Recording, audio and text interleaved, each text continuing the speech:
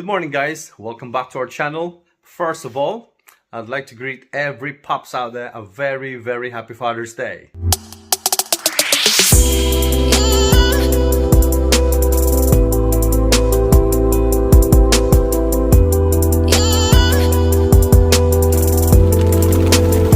I was thinking of taking the young birds out for road training today, same spot as last week. However, we're really busy in the house at the moment, so just exercise around the loft will do for now.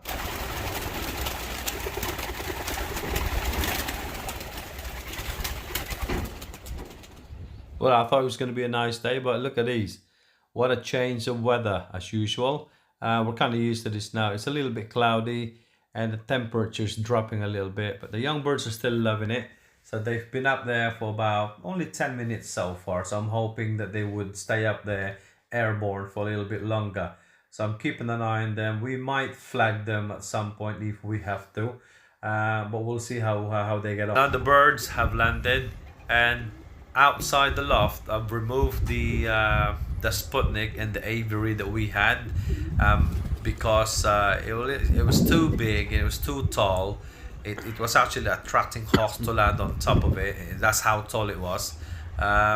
So at the moment, during the all birds race, we had the Sputnik, but I removed that as well. Redesigning the whole thing outside and making it wider so we can put the new the bath pan for the birds. And in the meantime, I've put this temporary platform for them. It does the job. It works for the young birds while they're training.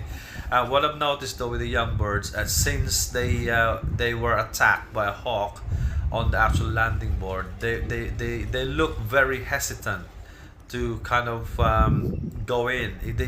They're on the edge and they're always kind of looking around, kind of looking a bit scared. So this is what I've noticed from them anyway in the last few days.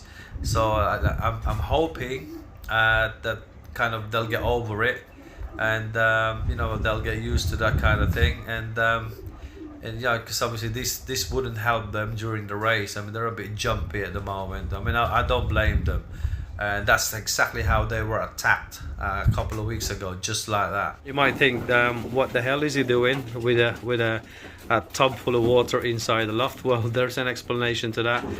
We don't have an aviary still at the moment. Still kind of planning of doing it.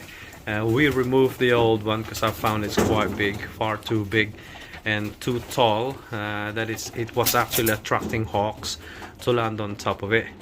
So what we've done is we got water, salty water, and we bought this tub from a department store a couple of weeks ago. It's wide enough and it's deep, so at least all our birds inside our stock loft or the breeders can have a bath. And you might be thinking, well, the floor is gonna get wet. I've got floor absorbent all around it, and I will dry it anyway when we finish. And also the tub that we're using temporarily inside here is actually deep enough, so you only get a little bit splashes outside and it'll be all right. And well, I used to get one of these individually and dip it in the bucket so that they can have a bath, because again, you know, most of the stock birds or the breeders that we have, in fact 95% of these are actually were actually gifts from us from 3 different fanciers. These are the ones that are producing us the young birds at the moment, so we can't really let them out, otherwise we'll lose them. So this will have to do for now. I mean, it's better than them not having a bath. They do need it, as we all know. Look at that, having a good time. What do you think? So yeah, the floor is not really getting wet, as you can see. It's brilliant. So, and the young birds are fine because they obviously they fly about and they know what to do, and so they usually have a bath outside in the garden, but these guys they'll have to do it inside for the minute. And I think in the next couple of weeks we'll have an aviary anyway, wide enough for this tub to fit in. And yeah, there we go. They'll keep them healthy, refresh a little bit, especially it's been really warm in the UK, hitting temperature of 27 to 30 degrees. Young birds didn't go anywhere today in terms of road training. They had a good 25 to 40 minutes fly this morning and ranging very well, and also a little bit this afternoon. So in terms of feeding tonight, we're not giving them as much because we're gonna take them down the road again tomorrow. This will just give them enough fuel to get back. I mean, again, it's only gonna be at least about 5 or 7 miles tomorrow, so they won't need that much, to be honest. They'll have plenty of energy to make it. But in the meantime, we're just doing a bit of observation as we normally do during feeding time, making sure everybody's still in good shape. You could easily tell a pigeon that ain't doing well because they'll be sat there in a corner, very quiet, very less movement, and kind of like feeling sorry for itself. But look at all these, they're all in good condition by the look of it.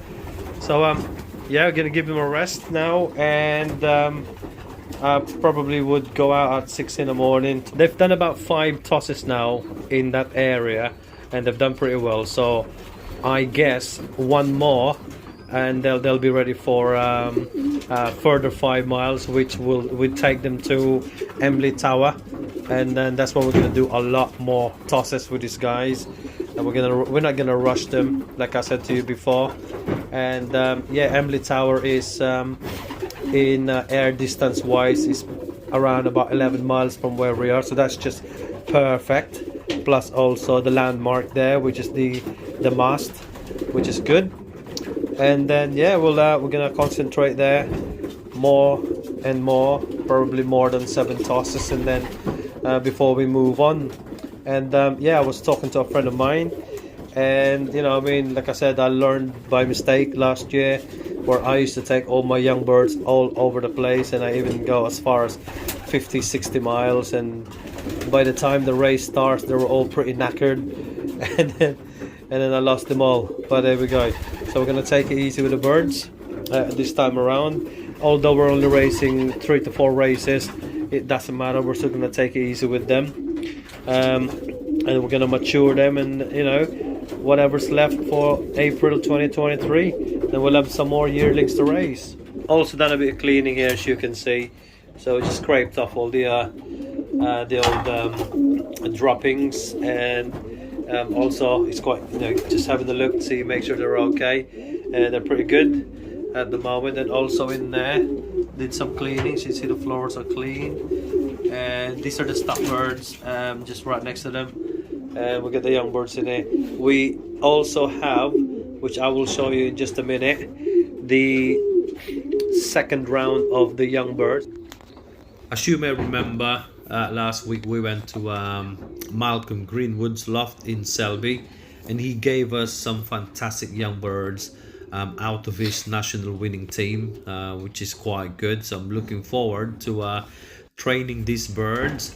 And well, it might be a bit too late to raise them as young birds now in 2022, but certainly we will train them as we go along, and we will raise them as yearlings in 2023. So we're gonna take it easy with them, make sure that they're healthy and they become strong. You know what I mean? So we're not gonna stop training them, you know, moderately throughout the year. So we're not gonna push them as much, to be honest, because obviously if we are going to race them in 2023, there's no need to. I just want them to be comfortable around the loft, be happy around the loft, know their surroundings, and give them a few tosses here and there to get familiarized with the area and the line of the race. Although the race point you know, kind of always changes in, you know, in line with the current conditions of the race. And yeah, so these birds are very healthy, including these fantails that Malcolm gave us. They're great. So I take them out here in this a very small viewing pen every single day that I'm here, so they start to get used to the area. They can see the loft around them, they can see the surroundings, you know, as such. So this kind of helps them to get familiarized with where they are, and eventually a couple of more weeks time and we're gonna start letting them out, making sure that they're hungry first before we do so. We're not gonna let them out at the same time as the first round of the young birds, because the first round of the young birds, I mean, they disappear for at least about 40 minutes, and we don't want that. We don't want these guys following them, because the chances are they'll never make it back. Finally, hopefully, we're gonna get started today with what we need to do. First, we need to build that aviary, so you know, the young birds can start getting used to it again, to the new trapping system. It won't take them long. They're clever pigeons, to be honest to you. And yeah, all I need now is a little bit of encouragement, and a little bit of sunshine will do as well. But these are the leftover woods that we stored in our shed since last year. We know kind of what we need to do anyway in terms of the aviary, and I was thinking, yeah, I did say in the last video that I was thinking of an extension, but I'm gonna go out later to see a loft that's for sale. It's a 12 by 8. It's a proper pigeon loft, so hopefully that will work for us.